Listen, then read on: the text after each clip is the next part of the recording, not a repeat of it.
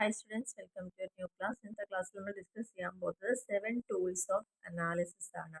അതായത് basic tools of quality 7 QC എന്നാണ് അറിയപ്പെടുന്നത്. ഇത് ജപ്പാനിലാണ് ഒറിജിനേറ്റ് ചെയ്തത്. അപ്പോൾ ഈ ഒരു ടൂൾസുകൾ ഏതൊക്കെയാണ്? Tools which comprised simple of graphical and statistical techniques for helpful in solving critical quality related issues. ക്വാളിറ്റിയുമായി ബന്ധപ്പെട്ട് വരുന്ന പ്രശ്നങ്ങളെ സോൾവ് ചെയ്യുന്നതിന് വേണ്ടി സ്റ്റാറ്റിസ്റ്റിക്കൽ ആൻഡ് ഗ്രാഫിക്കൽ ടെക്നിക്സ് ആണ് ഇതിൽ മെയിനായിട്ട് യൂസ് ചെയ്യുന്നത്. ഇവയാണ് നമ്മൾ എന്ത് പറയുന്നത് 7 ബേസിക് ടൂൾസ് ഓഫ് ക്വാളിറ്റി എന്ന് പറയുന്നത്. അപ്പോൾ ഇതിൽ പ്രധാനമായിട്ട് വരുന്നത് ഓരോ ഐറ്റംസ് ആയിട്ട് നമുക്ക് ഇവിടെ പഠിക്കാം. ഫസ്റ്റ് വൺ എന്ന് പറയുന്നത് കൺട്രോൾ ചാർട്ടാണ്. അപ്പോൾ കൺട്രോൾ ചാർട്ട് എന്താണെന്നുള്ളത് ഇതിനെ പറഞ്ഞ പേര് ഷുവേർട്ട് ചാർട്ട് എന്നും പറയാറുണ്ട്. And statistical process control chart എന്ന് പറയാറുണ്ട്, SPC ചാർട്ട് എന്ന് പറയാറുണ്ട്. അപ്പോൾ ഇതെല്ലാം ഇതിൻ്റെ പേരുകളാണ്. അങ്ങനെ several graphical tools typically used in quality control analysis. Quality control അനാലിസിസിൽ യൂസ് ചെയ്യുന്ന one of the most important ആയിട്ടുള്ള ഒരു ചാർട്ടാണ് കൺട്രോൾ ചാർട്ടുകൾ എന്ന് പറയുന്നത്. ഈ കൺട്രോൾ ചാർട്ട് എന്ന് പറയുന്നത് it is a graph use to study how a process changes over time. ഓരോ കാലം അല്ലെങ്കിൽ ഓരോ സമയങ്ങളിൽ എങ്ങനെയാണ് ആ പ്രോസസ്സിന് ചേഞ്ചസ് വരുന്നത് എന്ന് കാണിക്കുന്നതിന് വേണ്ടിയിട്ടാണ് ഈ ഒരു ചാർട്ട് യൂസ് ചെയ്യുന്നത്. Data are plotted in a time order. ഇപ്പം നമുക്ക് ഒരു 10 വർഷത്തെ ഡാറ്റ എടുക്കണമെന്നുണ്ടെങ്കിൽ ആ ടൈമുകൾ അവിടെ പ്ലോട്ട് ചെയ്യാം. എന്നിട്ട് ആ 10 വർഷം കൊണ്ട് വന്ന ചേഞ്ചസ് അവിടെ നമ്മൾ ഗ്രാഫിൽ പോയിന്റ് ചെയ്യാം. Control chart always has A central line for the average. Control chart നമ്മൾ ഓൾറെഡി പറഞ്ഞു, മിഡിൽ വരുന്നത് എന്താണ്, ആവറേജ് ആണ്. പിന്നെ ഒരു അപ്പർ ലൈൻ ഉണ്ടായിരിക്കും, അപ്പർ കൺട്രോൾ ലിമിറ്റ് ഉണ്ടാവും, ലോവർ ലൈൻ ഉണ്ടാവും, ലോവർ ലിമിറ്റ് ഉണ്ടായിരിക്കും. അപ്പോൾ ഈ ഒരു these lines are determined from historical data. അപ്പോൾ എങ്ങനെ ഈ ലൈൻസ് ഉണ്ടാവും അല്ല നമ്മൾ കഴിഞ്ഞ പ്രാവശ്യം പറഞ്ഞിട്ടുണ്ട് അല്ലേ. അത് ആ ഒരു ഹിസ്റ്റോറിക്കൽ ഡാറ്റനെ ബേസ് ചെയ്തിട്ടാണ് അപ്പർ ലൈനും ലോവർ ലൈനും ഒക്കെ വരുന്നത്.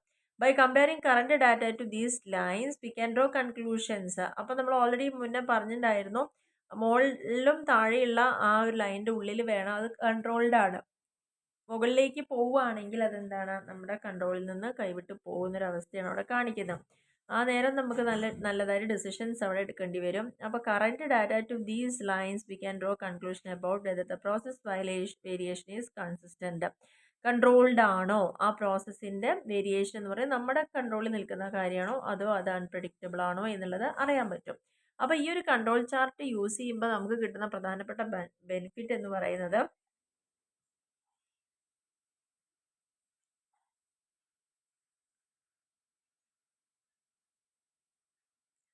പ്രധാനമായിട്ടും 5 ബെനിഫിറ്റുകളാണ് ഇതിൽ വരുന്നത്. അതിൽ 5 ബെനിഫിറ്റ് എന്ന് പറയുന്നത്, first one, control chart help to understand the variations that are always present in process. ഇപ്പോൾ നമ്മളൊരു പ്രോസസ്സിനെയാണ് ഇതുപോലെ എടുക്കുന്നതെങ്കിൽ ഇപ്പോൾ പ്രസൻറ്റ് പ്രോസസ്സിൽ വരുന്ന വേരിയേഷൻസിനെ അറിയുന്നതിന് വേണ്ടിയിട്ട് നമുക്കിത് യൂസ്ഫുൾ ആണ്. രണ്ടാമത്തെ പോയിന്റ് എന്ന് പറയുന്നത്, the problem indicators give signals to take corrective action.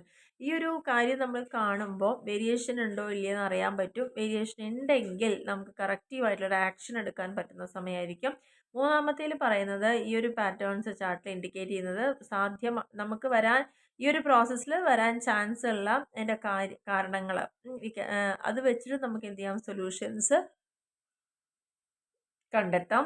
And നാലാമത്തേൽ പറയുന്നത്, control charts are very much useful to predict future performances. അപ്പോൾ ഇതിനെ ബേസ് ചെയ്ത് നമ്മളിത് സ്റ്റഡി ചെയ്യുകയാണെങ്കിൽ കൃത്യമായിട്ടും നമുക്ക് ഫ്യൂച്ചർ പെർഫോമൻസ് എന്തായിരിക്കും എന്ന് പ്രഡിക്റ്റ് ചെയ്യാൻ വേണ്ടിയിട്ട് സാധിക്കും. ആൻഡ് അഞ്ചാമത്തേൽ പറയുന്നത്, ഇതിലൂടെ നമുക്ക് പുതിയ ഐഡിയാസ് കിട്ടും. കാരണം എങ്ങനെയാണ് ഈ ഒരു അനാലിസിസിൻ്റെ അടിസ്ഥാനത്തിൽ അതിൻ്റെ ക്വാളിറ്റി ഇമ്പ്രൂവ് ചെയ്യേണ്ടുള്ള ഐഡിയാസ് അവിടെ കിട്ടുമെന്നുള്ളതാണ് പറയുന്നത്.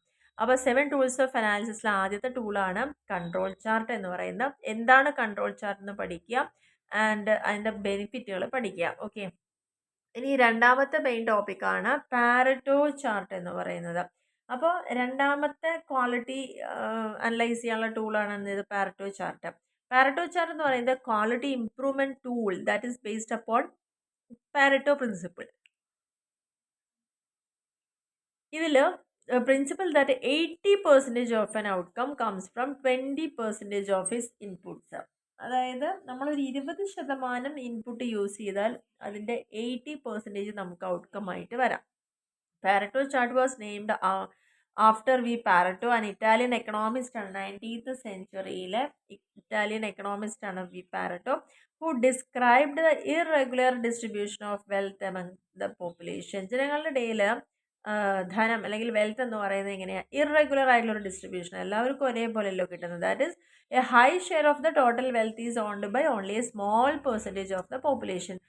ഇപ്പം നമുക്ക് ഇന്ത്യയിലെ ജനസംഖ്യ ഏകദേശം 140 കോടി കവിഞ്ഞിട്ടുണ്ട്. പക്ഷേ അവിടെ നമുക്ക് വെൽത്തിൻ്റെ അടിസ്ഥാനത്തിൽ നോക്കുകയാണെന്ന് വെച്ചാൽ എങ്ങനെയാണ്? ഈ ഒരു 140 കോടിയിൽ ഏകദേശം ഒരു 1 to 10% ആളുകളിലും മാത്രമാണ് എന്തുള്ളത്? വെൽത്ത് ഉള്ളത്. ബാക്കി 90% എന്താ? അങ്ങനെ ധനികരല്ലാത്ത ആളുകളാണ്. അപ്പോൾ ഇവിടെ പറയുന്ന high share of the total wealth, മൊത്തത്തിലുള്ള ടോട്ടൽ വെൽത്തിൻ്റെ ഹൈ ഷെയറും ഓൺ ചെയ്തിരിക്കുന്നത് ആരാണ് സ്വന്തമാക്കിയിരിക്കുന്നത്? Only a small percentage of the population. ഈ ഒരു ഫിനോമിനെ ട്രാൻസ്ഫോം ചെയ്തത് ആരാണ്? അമേരിക്കൻ എക്സ്പേർട്ടായ ജെയിം ജുറാൻ ആണ് in to quality management in this form. അപ്പോൾ ഈ പറഞ്ഞ ഈ ഒരു പ്രിൻസിപ്പളിനെയാണ് നമ്മൾ ക്വാളിറ്റി മാനേജ്മെൻറ്റിലേക്ക് അഡോപ്റ്റ് ചെയ്തിരിക്കുന്നത്. അതായത് most quality problem 80 to 95% are caused only by a small share. നമ്മളൊരു കാര്യം പ്രൊഡ്യൂസ് ചെയ്യുമ്പം അതിൽ ഒരു 80 to 90% ഉണ്ടാകുന്ന പ്രശ്നം എന്ന് പറയുന്നത് എന്താ? ഒരു 5 to 20% വരെയാണ് വരുന്നത്. Causes contributing to this principle was named Pareto principle. ഇതിനെയാണ് എന്ത് പറയുന്നത്? പാരറ്റോ പ്രിൻസിപ്പിൾ എന്ന് പറയുന്നത്. ഇറ്റ് ഈസ് കോൾഡ് 80/20 റൂൾ എന്നും പറയാം. ഓക്കെ, ക്വാളിറ്റി മാനേജ്മെൻറ്റിൽ ഇവിടെ ശ്രദ്ധിക്കുക, മോസ്റ്റ് ക്വാളിറ്റി പ്രോബ്ലം എന്ന് പറയുന്നത് ഒരു 80 to 95% വരെ വരുന്ന പ്രോബ്ലംസിനും കാരണമാകുന്ന എന്താണ്? ഓൺലി 5 to 20% ആയിരിക്കും അതിൻ്റെ ആ ഒരു റീസൺ എന്ന് പറയുന്നത്. ഓക്കെ, ഈ 80/20 റൂളിൽ it turns out that 80/20 rule can be applied to many different system. നമുക്കിത് പല സിസ്റ്റത്തിലൂടെ തന്നെ ഇത് അപ്ലൈ ചെയ്യാൻ പറ്റും. ട്രാൻസ്പോർട്ടേഷനിൽ യൂസ് ചെയ്യാം. അതായത് 80% ഓഫ് ദ ഡിലേ വരുന്നതും 20% ഓഫ് ദ പോസിബിൾ കോസസ് ആണ്. 20% നമുക്ക് സാധ്യമായിട്ടുള്ള കോസസ് കൊണ്ടാണ് അതിൻ്റെ 80% ഡിലേ ഉണ്ടാവുന്നത്. ബിസിനസ്സിലാണെങ്കിലോ 20% of the customers or 20% of പ്രൊഡക്റ്റിൽ നിന്നാണ് നമ്മുടെ 80% ഓഫ് ദ റവന്യൂ വരുന്നത്. ചിലപ്പം ആ മൊത്തം ജനസംഖ്യ എടുത്താൽ അതിന് വളരെ തുച്ഛമായിട്ടുള്ള രീതിയിൽ ആൾക്കാർ യൂസ് ചെയ്യുമ്പോൾ തന്നെ നമുക്ക് ഇത്രയും ഇൻകം അവിടെ ജനറേറ്റ് ചെയ്യണം. മാനുഫാക്ചറിങ് പ്രോസസ്സിലാണെങ്കിലോ 80% of the down time might result from 20% of the problem. നമ്മുടെ ആ ഒരു ബിസിനസ്സിലെ പ്രോബ്ലം ചിലപ്പോൾ 20% ഉണ്ടാവുള്ളൂ, പക്ഷേ അതിൻ്റെ റിസൾട്ട് എന്ന് പറയുന്നത് ഡൗൺ ആവാനുള്ള കാരണം 80% റിസൾട്ടിനെ അത് അഫക്റ്റ് ചെയ്യുന്നുണ്ട്. അപ്പോൾ ഈ ഒരു applying the Pareto principle we can for example determine the problems are mostly caused only by a certain group of products from the entire production program. ഒരു മൊത്തത്തിലൊരു പ്രൊഡക്ഷൻ പ്രോഗ്രാം എടുത്തു കഴിഞ്ഞാൽ അതിലൊരു സർട്ടൻ ഗ്രൂപ്പ് ഓഫ് പ്രൊഡക്റ്റ് കാരണം കൊണ്ടാണ് അവിടെ മൊത്തത്തിൽ problems ഉണ്ടാവുന്നത്. Only by some non-conformities from all occurring or non-conformities, only by some of the all active causes, only by some machine of all the used ones, only some of all workers who influence the product quality. അപ്പോൾ ഈ പ്രശ്നങ്ങളെ നമ്മളൊന്ന് identify ചെയ്യുമ്പോൾ ചിലപ്പോൾ അത് product ക്വാളിറ്റിയുടെ ആയിരിക്കാം, ചില വ്യക്തികളുടെ അല്ലെങ്കിൽ മെഷീൻ്റെ, അതൊക്കെ കാരണം കൊണ്ടായിരിക്കാം. അപ്പോൾ അതുകൊണ്ട് തന്നെ എപ്പോഴും ഈ ഒരു കാര്യം പ്രോബ്ലം സൊല്യൂഷന് വേണ്ടിയിട്ട് മെയിനായിട്ട് യൂസ് ചെയ്യുന്നൊരു ടെക്നിക്കാണ്. Small group of causes is referred to as the vital few. നമ്മുടെ ബിസിനസ്സിൽ അല്ലെങ്കിൽ നമ്മുടെ പ്രോസസ്സിൽ ഒരു കുഞ്ഞ് ഗ്രൂപ്പ് എന്തുണ്ടായിരിക്കാം? അവിടെ മൊത്തത്തിൽ കാരണങ്ങളുണ്ടായി ഗ്രൂപ്പ് ഓഫ് കോസസ് ആയിരിക്കും ഉണ്ടായിരിക്കുക. അതിനാണ് വൈറ്റൽ ഫ്യൂ എന്ന് പറയുന്നത്. And the remaining part gradually become known as the useful many. അതിൻ്റെ ആ ഒരു കുറച്ച് ഭാഗം നമ്മൾ വൈറ്റൽ ഫ്യൂ കോസസ് ആണെങ്കിൽ മെജോറിറ്റി ഭാഗം എന്താണ്? ഒരുപാട് ആളുകൾക്ക് യൂസ്ഫുൾ ആവുന്നതാണ്. Using a Pareto chart you can identify this vital few. എന്താണ് ഈ വൈറ്റൽ ഫ്യൂ എന്നുള്ളത് നമുക്കത് ഐഡൻറ്റിഫൈ ചെയ്യാൻ പറ്റും. And allow you to focus the resource on the elimination of the causes that contribute most of the analysed problem.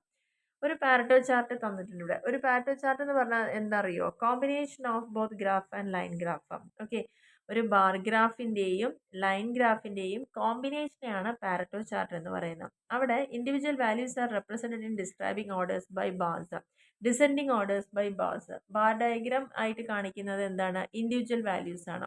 അത് descending ഓർഡറിലായിരിക്കും ഉണ്ടായിരിക്കുക. Cumulative total is represented by the line. എന്നിട്ട് ഓരോ എമൗണ്ടും കൂട്ടിയിട്ടായിരിക്കും എഴുതുക. A Pareto chart is a graph that indicates the frequency of defect as well as their cumulative impact. Pareto ചാർട്ടിൽ പ്രധാനമായിട്ട് indicate ചെയ്യുന്നത് frequency of defect ഉണ്ടാവാനുള്ള ഫ്രീക്വൻസിനെയാണ് indicate ചെയ്യുന്നത്. ഒരു തെറ്റ് വരാനുള്ള അല്ലെങ്കിൽ അത് ആ ഒരു പ്രൊഡക്റ്റിൻ്റെ മോശം വർക്ക് വരാനുള്ള ഫ്രീക്വൻസിനെ ഇൻഡിക്കേറ്റ് ചെയ്യണം. ഒപ്പം തന്നെ ദെയർ ക്യുമുലേറ്റീവ് ഇമ്പാക്റ്റ്. ആ ഒരു കുറച്ച് ഡിഫക്റ്റ് വരുമ്പോൾ അത് എത്രത്തോളം അതിനെ ബാധിക്കുന്നുണ്ട് എന്നുള്ളത്. Pareto chart useful to find defect the prioritize in order to observe the greatest overall improvement. Overall ഇംപ്രൂവ്മെൻറ്റിനെ ഒബ്സർവ് ചെയ്യുന്നതിന് വേണ്ടിയിട്ട് ഏറ്റവും പ്രയോറിറ്റി ഉള്ള ഒരു useful defect to prioritize and it is very useful for analyzing or detecting the quality. അപ്പോൾ ഇതിൽ chart ഇവിടെ കൊടുത്തിരിക്കുന്നുണ്ടോ? ഈ ഒരു ചാർട്ട് നോക്കുമ്പോൾ നമുക്ക് മനസ്സിലാക്കാൻ പറ്റും ലൈൻ ഗ്രാഫിൻ്റെയും ബാർ ഗ്രാഫിൻ്റെയും ബാർ ചാർട്ടിൻ്റെ ഒരു കോമ്പിനേഷനാണ് ഇവിടെയാണ് ഡിഫക്റ്റീവ്സ് വരുന്നത്. ഇനി ഇതിൻ്റെ ഒരു പാരറ്റോ ചാർട്ട് കൺസ്ട്രക്ട് ചെയ്യുന്ന ഇവിടെ പറയുന്നുണ്ട്. അതിൽ പ്രധാനമായിട്ട് വരുന്നത് 10 സ്റ്റെപ്പുകളാണ്. ഓക്കെ, അപ്പോൾ ഈ സ്റ്റെപ്പ് 1 എന്ന് പറയുന്നത് determine the classification for the graph. ആദ്യം നമ്മൾ ഗ്രാഫിനെ ക്ലാസിഫൈ ചെയ്യണം. It is decide information does not exist then obtain it by designing check sheets and log sheets. അതിന് വേണ്ട എല്ലാ ഇൻഫർമേഷനും വേണം. കിട്ടിയിട്ടില്ലെങ്കിൽ അത് ചെക്ക് ഷീറ്റിലോ ലോഗ് ഷീറ്റിലോ കിട്ടുന്നതായിരിക്കും. അപ്പോൾ ഫസ്റ്റ് നമ്മൾ ഗ്രാഫിനെ ക്ലാസിഫൈ ചെയ്യണം. രണ്ടാമത് സെക്കൻഡ് സ്റ്റെപ്പ് എന്ന് പറയുന്നത് ടൈം ഇൻ്റർവെല്ലാണ്. ടൈം ഇൻ്റർവെൽ എന്ന് പറഞ്ഞു കഴിഞ്ഞാൽ അത് should be long enough to representative of typical performance. അത് പൊതുവെ എങ്ങനെ ഇരിക്കണം, കുറച്ച് എന്താണ് നമുക്ക് വേണ്ട ഇതിനെ ഒരു അടുത്ത 2-3 വർഷത്തേക്ക് എന്നുള്ളതല്ല, കുറച്ച് അധികം സമയത്തെയാണ് ഇത്.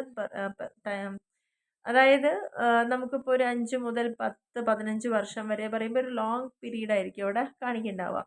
മൂന്നാമത്തേൽ third step determine total occurrences for instance cost defect accounts etcetera for each category to determine the grand total. ഓരോ കാറ്റഗറിയിൽ നിന്നും വരുന്നതായിട്ടുള്ള ടോട്ടൽ ഒക്കറൻസ് ആണ് മൂന്നാമത്തെ സ്റ്റെപ്പിൽ നോക്കേണ്ടത്.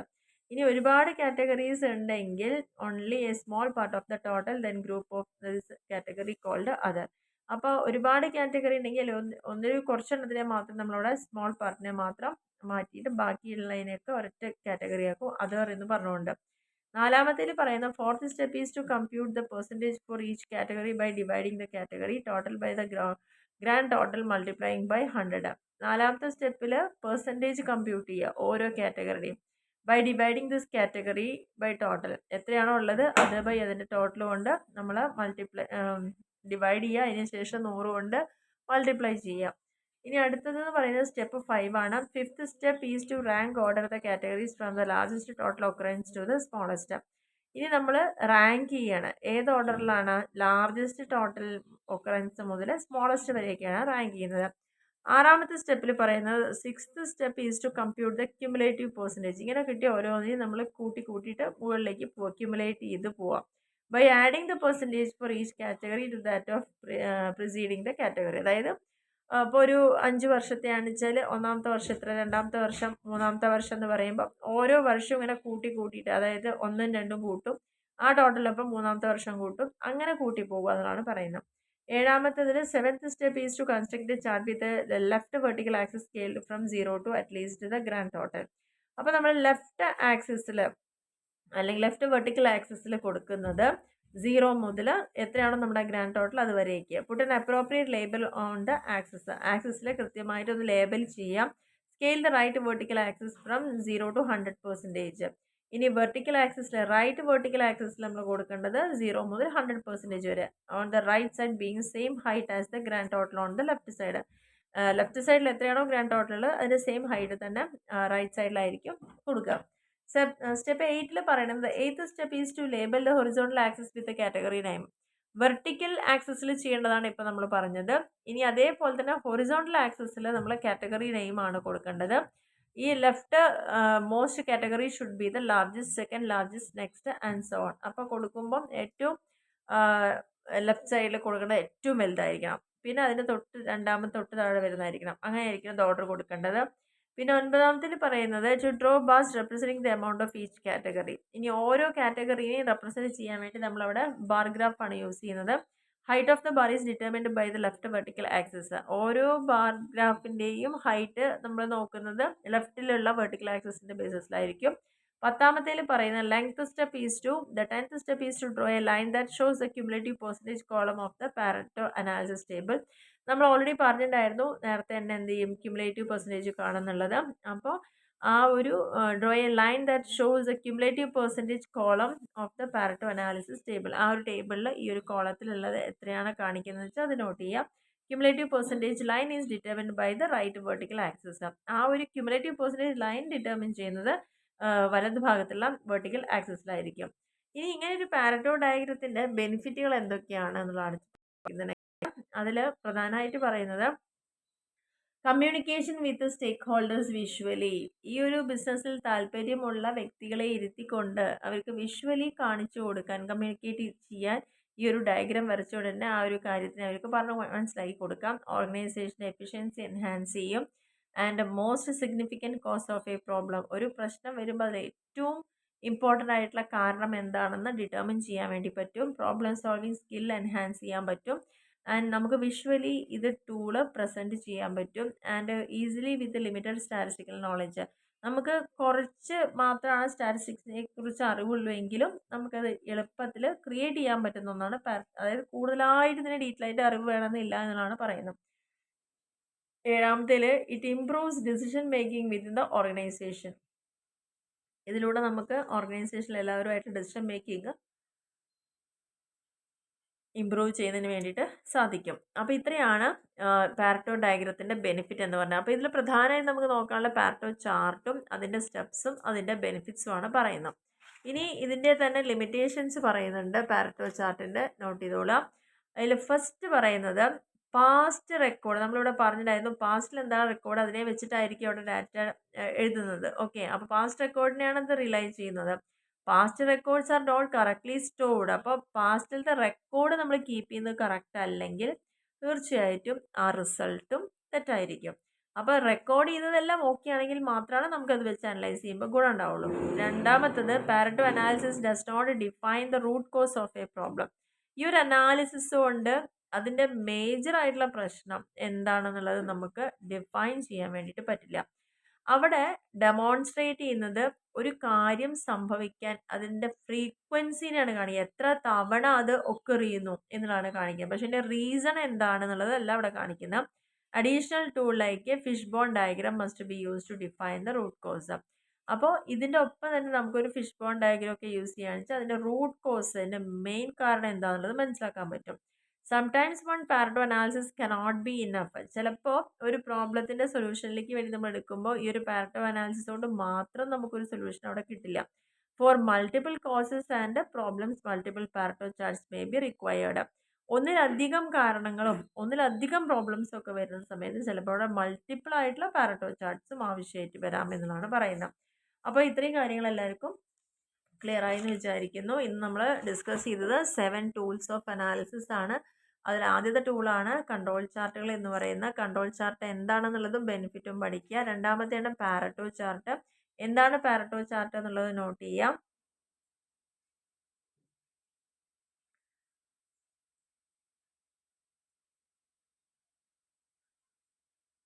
അപ്പോൾ ഇതിനെ പറയുന്ന ഒരു most quality problems are caused only by a small share.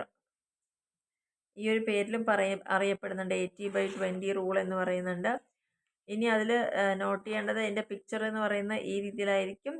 ഈ സൈഡിലാണ് ഡിഫക്റ്റീവ്നെസ് കാണിക്കുന്നുണ്ടാവാം. അതേപോലെ തന്നെ അക്യുമുലേറ്റ് ചെയ്ത് പോകുന്നത് നമുക്ക് ഈ ഒരു സൈഡിൽ, പിന്നെ അതേപോലെ തന്നെ ഈ ഒരു ഭാഗത്ത് ലെഫ്റ്റ് വെർട്ടിക്കൽ ആക്സിസിലും റൈറ്റ് വെർട്ടിക്കൽ ആക്സിസിലും അതേപോലെ തന്നെ റൈറ്റിൽ കാണിക്കുന്ന എന്തൊക്കെയാണുള്ള കാര്യങ്ങളൊക്കെ നമ്മളിവിടെ ഡീറ്റെയിൽ ആയിട്ട് നോക്കിയിട്ടുണ്ട്, അതിൻ്റെ സ്റ്റെപ്സൊക്കെ. അപ്പോൾ സ്റ്റെപ്സ് അത്ര ഇമ്പോർട്ടൻ്റ് എന്ന് പറയാനില്ല, ജസ്റ്റ് ഒന്ന് നോട്ട് ചെയ്ത് വെക്കുക. പാരറ്റോ ഡയഗ്രത്തിൻ്റെ ബെനിഫിറ്റ് അതേപോലെ തന്നെ അതിൻ്റെ ലിമിറ്റേഷൻസ് അത് വളരെ ഇമ്പോർട്ടൻ്റ് ആണ്. അപ്പോൾ ആ ഒരു കാര്യവും പഠിക്കുക. അപ്പോൾ നമ്മൾ 2 ടൂൾസാണ് ഇന്ന് ക്ലാസ്സിൽ ഡിസ്കസ് ചെയ്തത്. എല്ലാവർക്കും ക്ലിയർ ആയി എന്ന് വിചാരിക്കുന്നു. Okay, thank you.